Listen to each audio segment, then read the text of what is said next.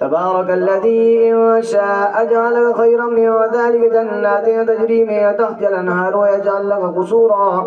بل كذبوا بالساعة وآتتنا لمن كذب بالساعة سعيرا إذا رأتهم من مكان بعيد سمعوا لها تغيظا وزفيرا وإذا ألقوا منها مكانا ضيقا مقرنين دعوا هنالك ثبورا لا تدعوا اليوم ثبورا واحدا وادعوا ثبورا كثيرا قل أذلك خير أم جنة الخلد التي وعد المتقون كانت لهم جزاء ومصيرا لهم فيها ما يشاءون خالدين كان على ربك وعدا مسئولا